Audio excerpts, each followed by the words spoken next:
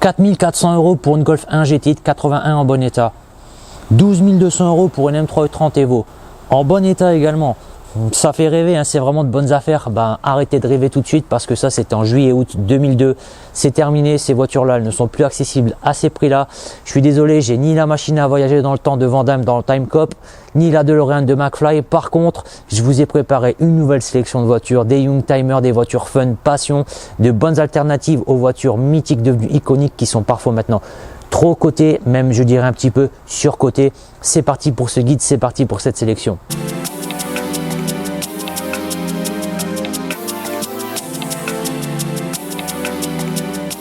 Je vous vois venir, vous allez me dire ouais, il recommence avec un guide, il fait tout le temps des guides.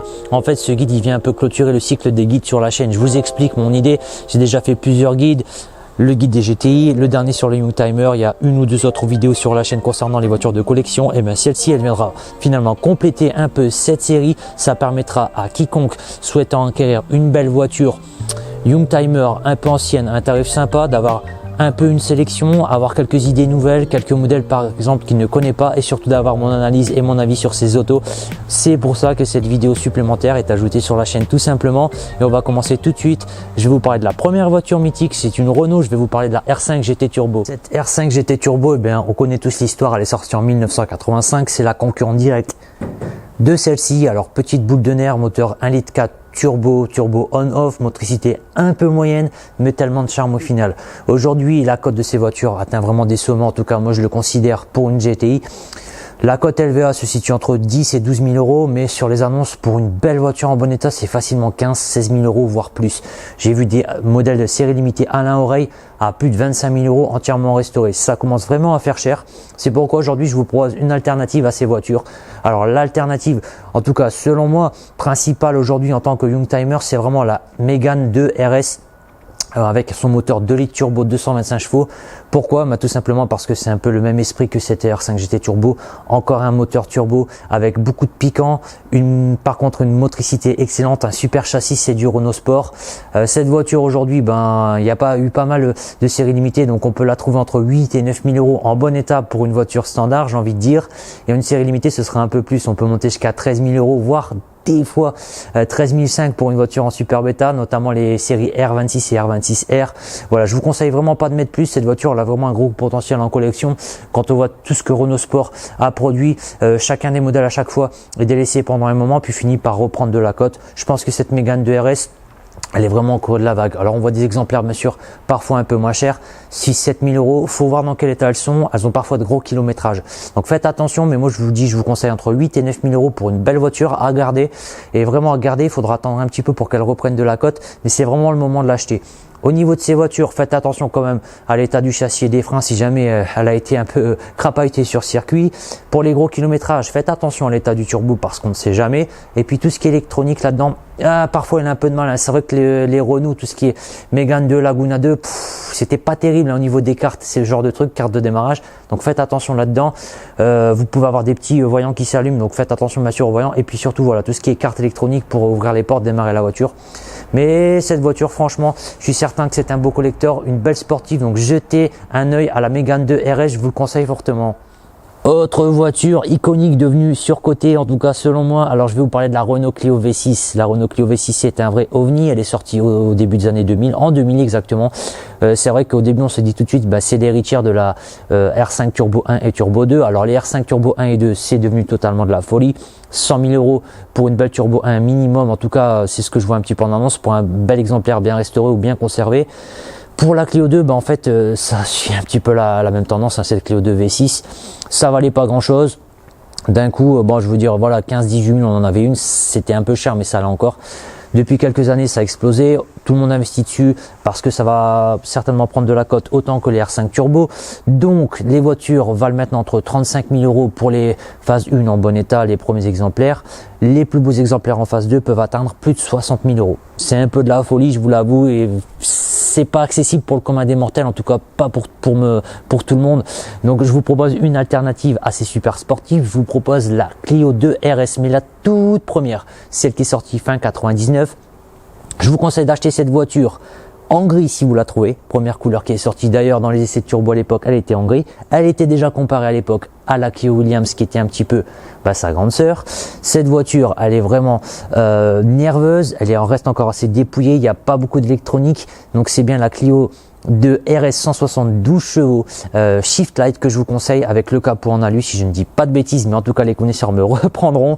Je vous conseille de mettre 7000 € pour cette voiture en bon état, mais franchement ne traînez pas. J'ai regardé, on en trouve de moins en moins, c'est de plus en plus compliqué, surtout d'origine. Il y a toujours eu un petit truc qui a été modifié sur la voiture, mais voilà, c'est encore une fois des machines à plaisir, des voitures super à conduire, elles restent assez légères, des moteurs ultra nerveux, des super châssis Renault Sport.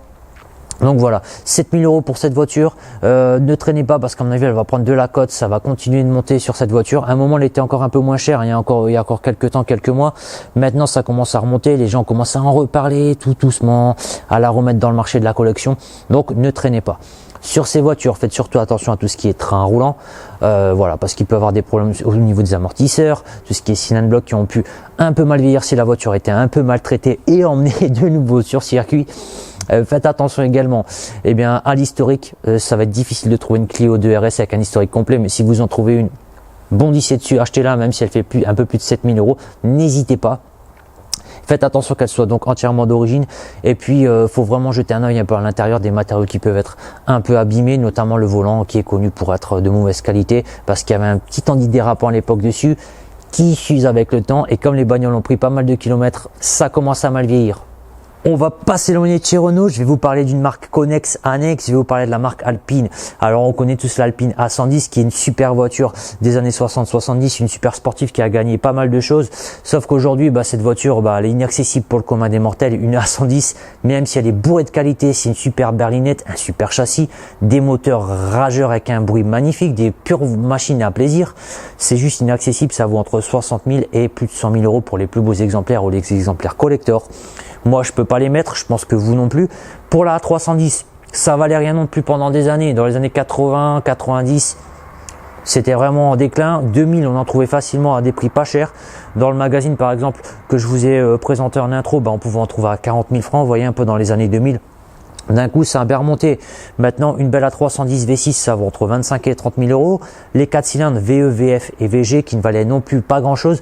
35 voire 40 000 € pour les plus beaux exemplaires en bon état, c'est juste dingue. Alors je vais pas leur retirer les qualités, ce sont des voitures vraiment super à conduire.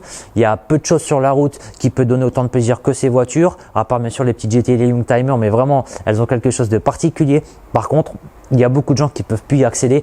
Donc en alternative, tout simplement, on va rester chez Alpine. Je vais vous parler d'une Alpine sortie dans les années 80, l'Alpine GTA. L'Alpine GTA, elle est sortie en fait en 1985. Grosso modo, c'est l'évolution de la A310. On a un moteur PRV V6 Atmo 160 chevaux. Cette voiture, moi je vous la conseille entre 16 et 17 000 € maximum. Je pense que c'est encore un bel investissement parce que toutes les Alpines continuent de prendre de la cote. Et surtout, il y a la nouvelle Alpine A110 qui est sortie récemment. Il y a un vrai regain d'intérêt pour la marque. Elle est remise sur le devant de la scène. Donc franchement, cette voiture à 16-17 000 € foncée, c'est vraiment un bel investissement. Je pense qu'elle va encore prendre un petit peu de cote dans les années qui viennent.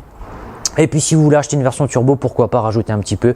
Donc version turbo qui va proposer entre 185 et 200 chevaux. Par contre, on a un moteur 2,5 litres turbo, contrairement à l'Atmo qui est un 2,8 litres. Cette voiture, je vous la conseille à 20-21 000 €. Je pense que vous pouvez trouver un bel exemplaire qui va tout doucement reprendre de la cote et partir vers les 30 000 tout simplement dans les années qui viennent. Ces voitures, pour toutes les GTA, faites attention, essayez de trouver un modèle avec un historique. Alors là, ça va être compliqué parce que pendant des années, comme ça valait pas grand chose, elles ont été un petit peu délaissées. Faites attention aux surchauffes sur ces moteurs parce qu'ils se trouvent tout simplement à l'arrière. Tout ce qui est durée d'essence à vérifier, et puis également un peu les garnitures à l'intérieur. Vous voyez, il y a de très beaux sièges à l'intérieur, mais parfois un peu abîmé, un peu usé, ça va devoir être remis en état. Et tout ce qui est train roulant à surveiller tout simplement. Mais en tout cas, si vous n'aviez pas encore pensé à cette Alpine GTA, foncez parce que c'est encore le moment d'en acheter une. Bon, je viens de me poser dans la 205 GTI pour continuer un peu ce guide, et au passage je vous montre un peu mon sweat. Je sais pas si vous avez vu mon hoodie tout à l'heure quand j'ai commencé la vidéo. Je me suis dit tiens, je vais mettre celui-là, le hoodie blanc, c'est Mazda. Donc je sais pas si c'est vraiment du japonais, hein, ça pourrait être du chinois, ben je me rendrais même pas compte. Ça doit faire 7 ou 8 ans que je l'ai. En fait, je l'avais acheté quand j'étais un peu dans ma période de Fast and Furious Tokyo Drift, tu vois, je me prenais un peu pour ou le héros principal, ce genre de truc. Du coup, j'avais acheté quelques trucs un peu japonais, tu vois, un peu pour faire genre le mec qui va dans les rassos le soir avec sa japonaise et tout. Mais bon, voilà, je l'ai pas beaucoup mis, je l'ai ressorti exprès pour vous pour la vidéo. Maintenant, je suis installé dans la GTI, je vais vous parler la 205 GTI tout simplement. Cette 205 GTI, on en a déjà parlé dans la vidéo. D'ailleurs, je vous invite à aller voir la vidéo de l'essai de cette voiture si vous n'avez pas encore vu sur la chaîne. Tout simplement, la 205 GTI aujourd'hui, ça cote 14,5 pour une 105, 15,5 pour une 1,9 litre 930. Une griffe, ça peut monter jusqu'à 20 000 €. Et comme je vous en avais déjà parlé la dernière fois dans le dernier guide d'achat, aux enchères, ça fait que monter. Il y a des bagnoles qui dépassent les 45 000 €. Bref, ça devient un peu compliqué de l'acheter. Je vous rappelle que la mienne, je l'avais acheté en 2011, vraiment au creux de la vague. Et encore, je l'ai vraiment pour pas cher, hein. Je l'ai eu pour un peu plus de 2 000 € à l'époque. Maintenant, c'est impossible de les trouver à ce prix-là. C'est pour ça que je vous trouve des alternatives à ces voitures. Ce que je vais vous proposer, tout d'abord en alternative à la 205 GTI. Donc, on va rester chez Peugeot Sport. Je vais vous proposer la 106 Rally. La 106 Rally, alors la 106 Rally, franchement, je pense que c'est une super alternative à la 205 GTI. Pourquoi? Pour le côté fun, dépouillé de la voiture. On est proche de la 205 Rally. On a des moteurs Peugeot Sport super rageux. On a le 1300 en 100 chevaux. On a le 1,6 litre ensuite en série 2 en 103 chevaux. Ces voitures, faut vraiment faire gaffe qu'elles n'ont pas couru. Franchement, faut vraiment faire attention à ça parce qu'elles ont pu être vraiment rincées. Donc, si elle a couru, il faut qu'elle soit refaite entièrement. Faire attention aux joints de culasse, les trains, comme souvent sur ces voitures. Je vous conseille 7 000 € pour une 106 Rally. J'étais un peu méfiant par rapport à la 106 Rally pendant un moment. Je me suis dit, ouais, ça va pas forcément prendre beaucoup de cotes. Et puis, je me rends compte qu'en fait, si toutes les Peugeot Sport anciennes montent, et c'est normal parce qu'elles sont bourrées de qualité. Donc, pour 7 000 €, ne traînez pas trop. Et si trouve un bel exemplaire, le gardez, vous ferez plaisir avec une voiture comme on n'en fait plus. Sinon, si vous voulez un truc un peu plus récent, je vous propose la 206 GT. Cette 206 GT, qu'est-ce que c'est? Grosso modo, c'est une S16 améliorée. Elle est sortie fin 99, début 2000. Cette voiture, elle a servi à l'homologation de la 206 en rallye en WRC pour Peugeot. Tout simplement, Peugeot avait besoin de produire des voitures en un certain nombre pour pouvoir homologuer la voiture en rallye. Ils ont fait ça avec la 206 GT. Alors, elle a une grosse gueule avec ses gros pare-chocs.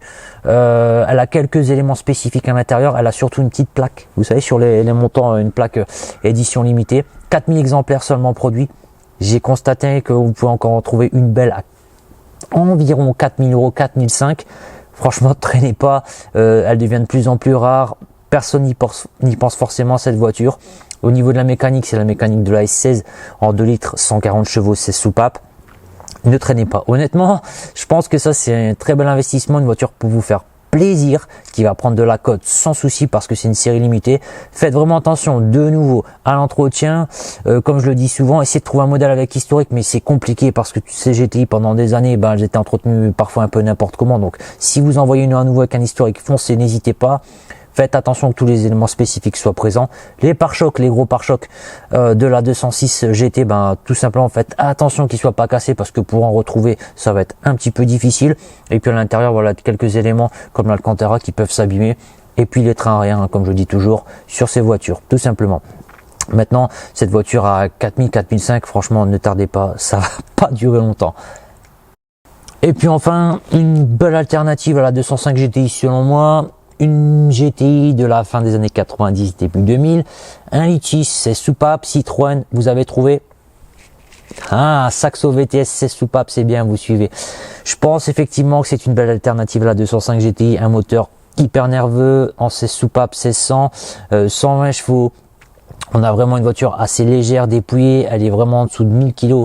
À 6 000 €, vous avez un très bel exemplaire et franchement, vous le gardez, vous le conservez parce que c'est des voitures qui vont encore monter. On n'a plus rien à l'heure actuelle qui peut vous donner autant de plaisir avec si peu. Voilà, c'est vraiment à nouveau la recette des GTI, quoi. Avoir des voitures légères, assez dépouillées, qui bombarde, et cette Saxo VTS, ces soupapes, elle le fait très bien. Faites attention sur ces voitures, tout simplement tout ce qui est train arrière. À nouveau, c'est du PSA. Vous allez encore me dire, oh, train arrière PSA, tu ne parles que de ça. La plupart des annonces que j'ai pu voir, les voitures ont eu des remplacements de train. Donc effectivement, faites attention au train. Faites attention à la caisse qui peut se dessouder sur les Saxo dans le coffre. Vérifiez que rien n'a bougé. Et puis tout ce qui est éléments spécifiques, comme les sièges qui sont un petit peu baqués, faites attention que rien n'a craqué, tout ça, ça peut être un peu usé, tout simplement. Mais franchement, à 6 000 €, une Saxo VTS, c'est une pure machine à plaisir. Ne traînez pas, il y a encore de beaux exemplaires sur le marché. Essayez de trouver un exemplaire avec historique, hein, comme je le dis toujours. J'ai encore jeté un œil sur les annonces. Il y en a très peu avec historique complet. Donc si vous en avez une avec historique complet en bon état à un bon prix, foncez direct.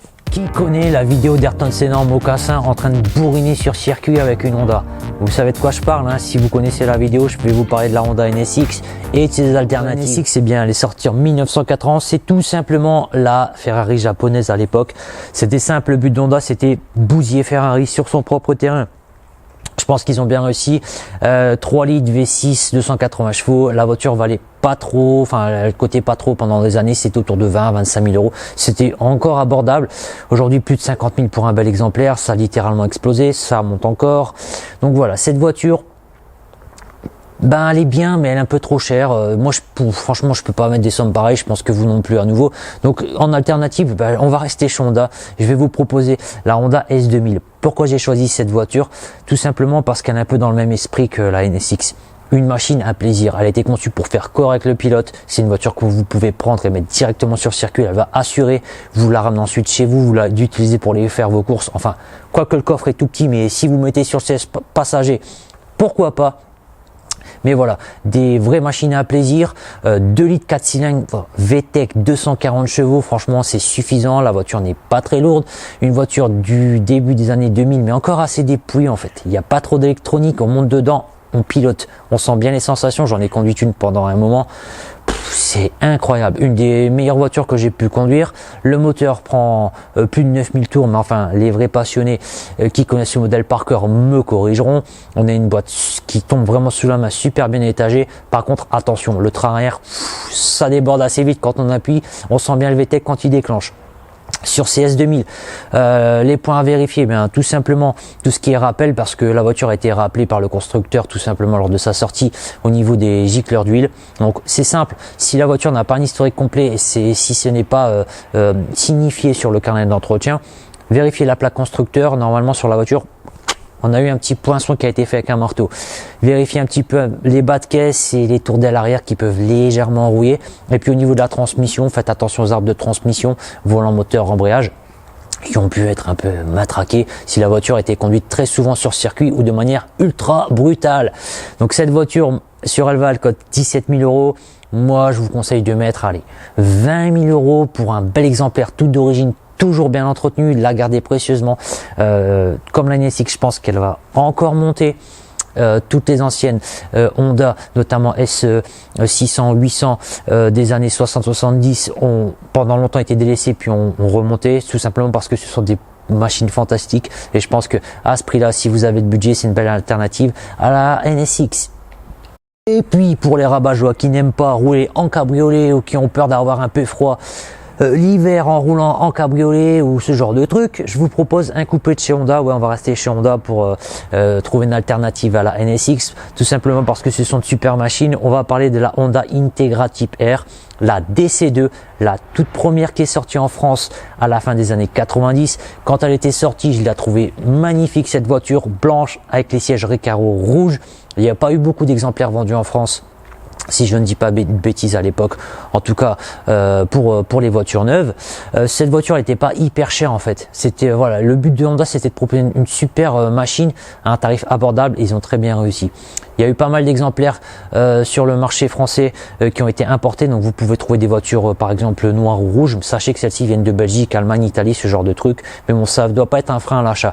Ces voitures, en tout cas, si elles ont été bien entretenues. Ces voitures, moteur 1,8 litre VTEC 190 chevaux, un monstre, super moteur. À nouveau, c'est une pièce d'orfèvrerie. C'est pour ça vraiment que je vous les propose, ces voitures. À nouveau, comme la S2000, la NSX, des machines à donner du plaisir, des machines à sensation. Je vous propose cette voiture, en tout cas je vous la conseille aux environs de 12 000 €. Pareil, ne traînez pas trop parce que les beaux exemplaires, on commence vraiment à avoir du mal à les trouver.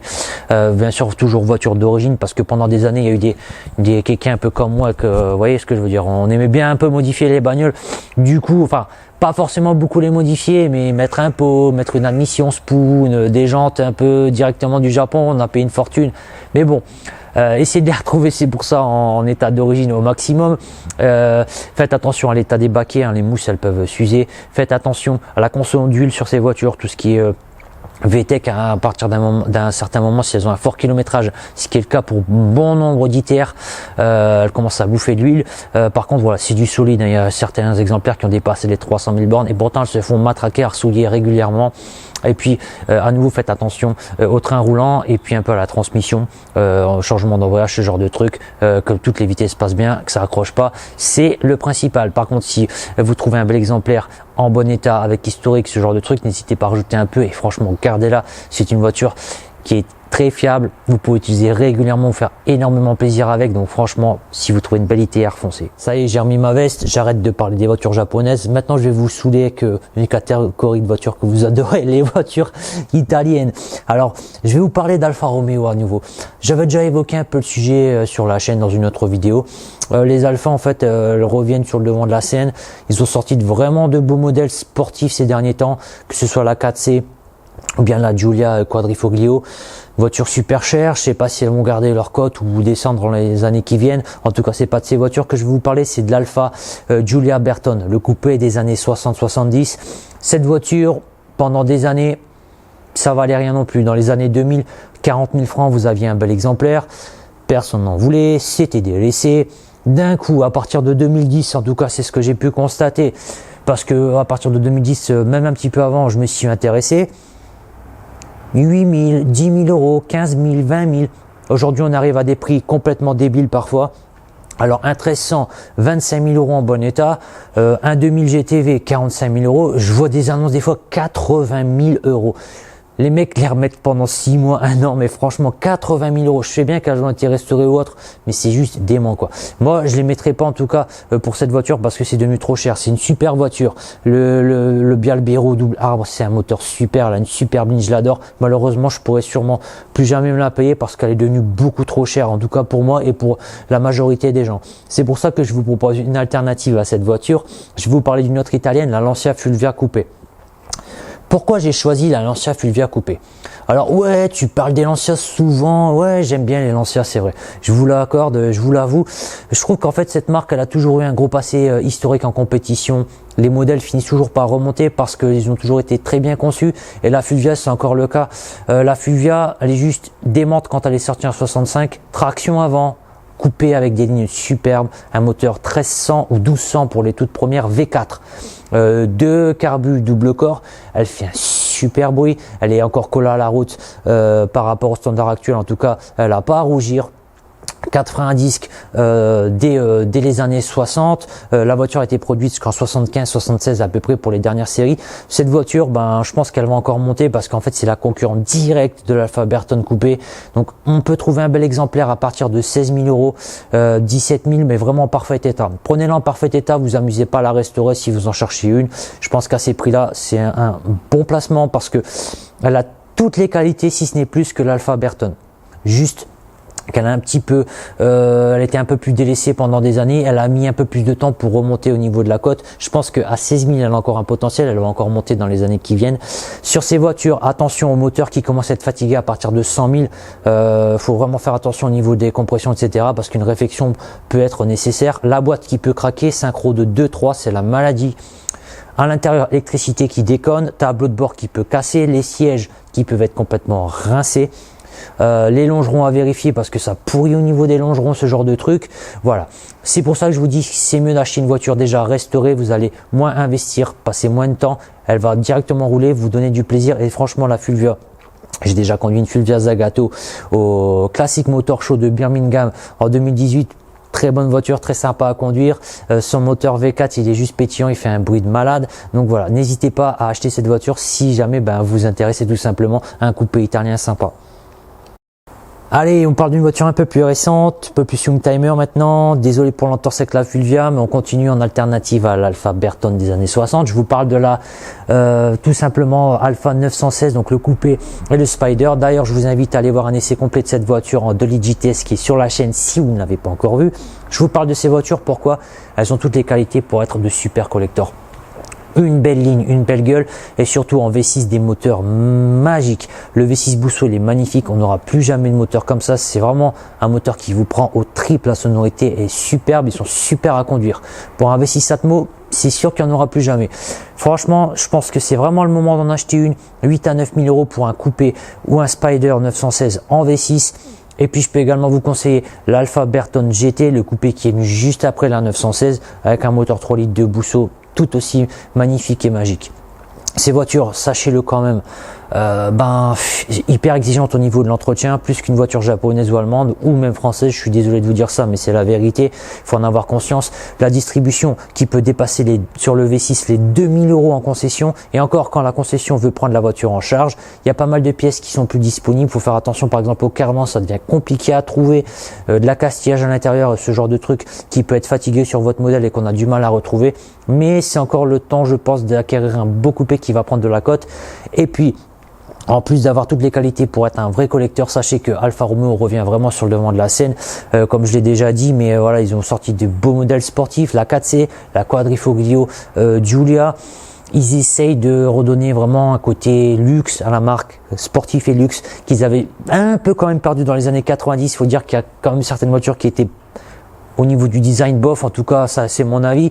Et puis il y avait une mauvaise image Alfa, mauvaise qualité de fabrication depuis qu'ils ont été repris par Fiat ou ce genre de truc, alors que c'était des voitures qui ont toujours gagné en compétition. Ils ont une belle image de marque au début du XXe siècle, ça a toujours été des voitures luxueuses. Et puis voilà, ils essayent de remettre ça en place et je pense que tout simplement tout ça s'est amené à faire monter la cote de toutes les Alpha et notamment ces coupés 916 et GT Bertone. Donc si vous cherchez ces voitures, je vous le répète, 8-9 000 euros pour une belle 916 en V6, 12 000 euros pour une GT Bertone V6, ne traînez pas franchement, parce que là il y a vraiment une belle auto passion à saisir maintenant pour faire également un bel investissement. Et puis voilà, la sortir de temps en temps, écoutez la mélodie du V6. Autre voiture devenue totalement inaccessible, en tout cas pour le commun des mortels, celle que je vous ai citée en intro, tout simplement la M3 E30. Vous voyez bien que cette voiture, elle valait 12 000 euros en 2002. Vraiment au creux de la vague, délaissée pendant des années. C'était 4 cylindres M3, voilà, c'était qu'un 4 cylindres, donc on n'était pas, c'était sans plus quoi. Et d'un coup, 60 000 euros pour une belle M3 E30. Les modèles Evo, Sport Evo, ce genre de truc, ça peut atteindre plus de 120 000 euros. Je sais, c'est tout à fait délirant. Alors si certains regardent cette vidéo qui peuvent se la payer, achetez-la. Si vous avez envie d'acheter cette voiture, vous faire plaisir. Moi, je peux pas comme beaucoup de gens, donc je vais essayer de vous trouver une alternative.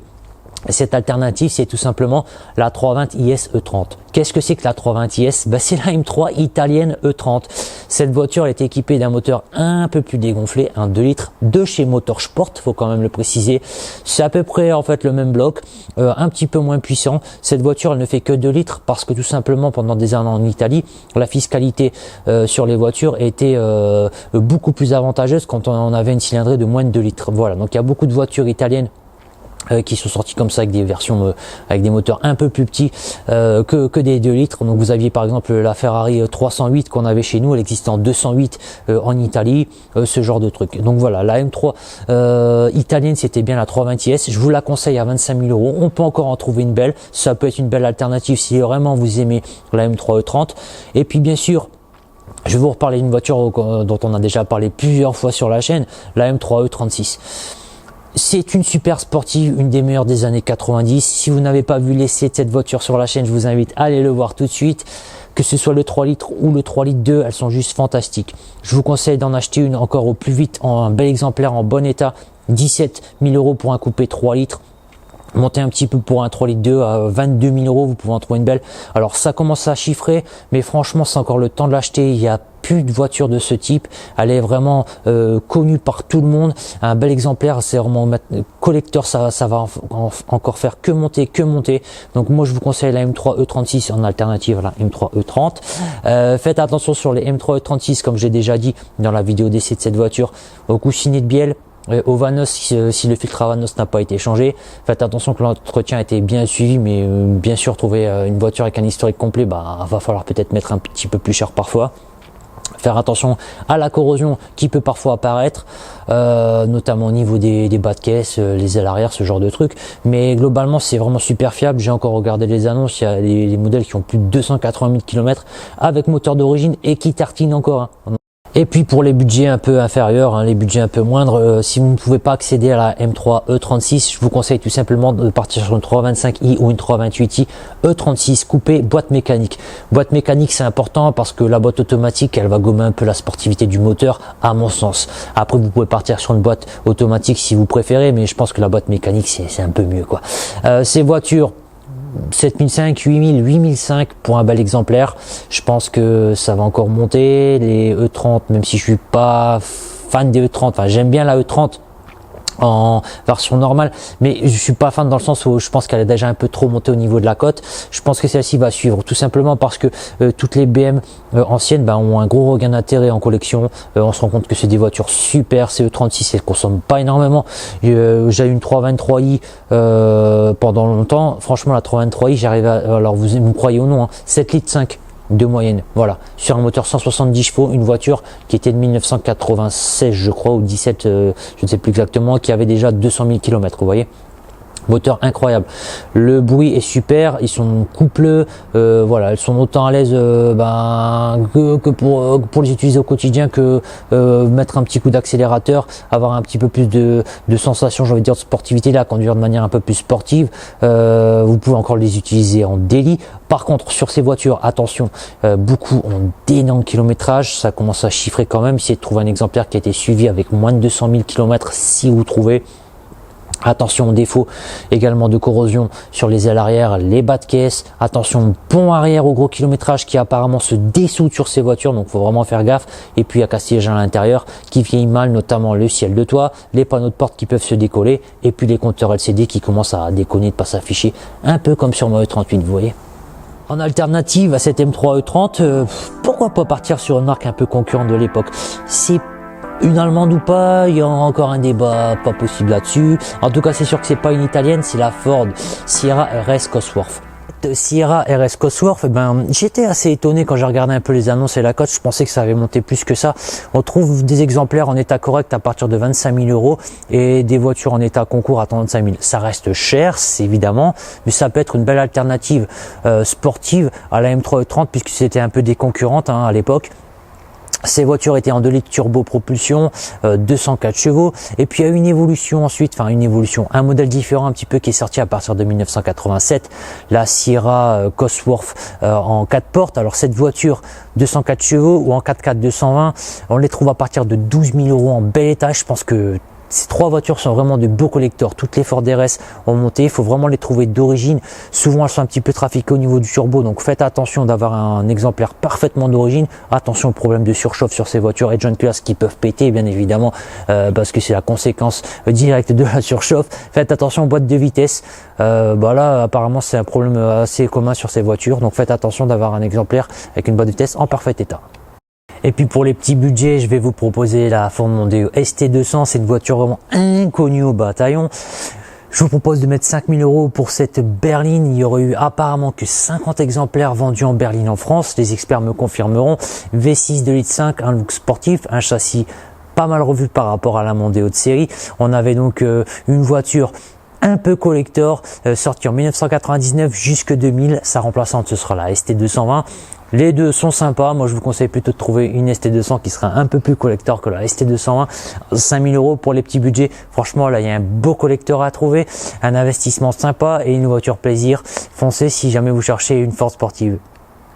Les amis, je suis vraiment ravi d'avoir pu faire aujourd'hui ce guide.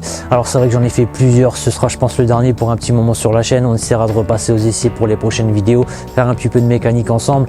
Je suis super heureux, on a passé les 1000 abonnés, pour moi c'est juste incroyable. Je vous remercie tous pour vos soutiens, pour vos likes. Je vous remercie de communiquer avec moi par message, m'envoyer des mails pour me proposer des voitures à essayer. Il y a des voitures qu'on m'a proposées un peu dans toute la France, donc je pense que l'année prochaine on va essayer de faire des week-ends, se déplacer, filmer des voitures pour les proposer sur la chaîne. Bien sûr, si vous avez aimé cette vidéo, laissez un pouce bleu, vous likez, vous vous abonnez, vous allez voir mon Instagram. Ça me fait vraiment plaisir à chaque fois de parler avec vous. Bien sûr, j'essaie de vous répondre dans les plus brefs délais. Je réponds toujours à tout le monde. C'est juste incroyable d'avoir dépassé les 1000 abonnés. Franchement, je m'y attendais pas du tout. c'est vraiment super, ça me motive pour continuer comme d'habitude. Si vous avez une voiture à me prêter, vous habitez pas trop loin du Nord, n'hésitez pas à m'envoyer un mail. Pour tous les autres, j'ai pris déjà les numéros de plusieurs personnes, on va essayer de faire ça l'année prochaine. J'essaie de vous tourner des vidéos d'essais. Alors les gens me demandent souvent des essais en vidéo, tel ou tel modèle. Malheureusement, j'ai pas les voitures sous la main. Si vous en avez une, des BM anciennes, n'importe quoi, du Youngtimer, du Fiat, Renault Sport, voilà, une Citroën, n'importe quel véhicule ancien ou Youngtimer, une GTI, vous m'envoyez un message, on va essayer de faire des vidéos. Voilà, c'est un peu compliqué, vous savez, pour moi, j'ai pas une chaîne énorme de trouver des voitures à filmer. À chaque fois, je me débrouille. J'ai des amis qui en possèdent, mais ils sont un peu, vous voyez, un peu réticent parfois parce que la météo elle est pas bonne, c'est un peu compliqué de se caler sur des week-ends, ce genre de trucs. Dès que j'ai quelque chose de sympa à vous présenter, vous inquiétez pas, bien sûr, je fais une vidéo. Pour l'instant, j'ai quelques vidéos qui vont arriver normalement dès que la météo le permettra et puis que je me serai bien sûr arrangé avec les personnes souhaitant me prêter les voitures. On va essayer de vous mettre tout ça sur la chaîne. Cette aventure, elle est juste énorme, l'aventure YouTube, de pouvoir vous parler, présenter des voitures, parler de ma passion. Comme vous l'avez remarqué, je suis un super passionné, j'adore ça, j'adore parler avec vous, on échange pas mal et vous mettez toujours des commentaires super positifs ou bien des commentaires vraiment enrichissants et voilà, je trouve ça juste génial. Je vous dis merci pour tout ça, je vous dis à bientôt les amis, ciao.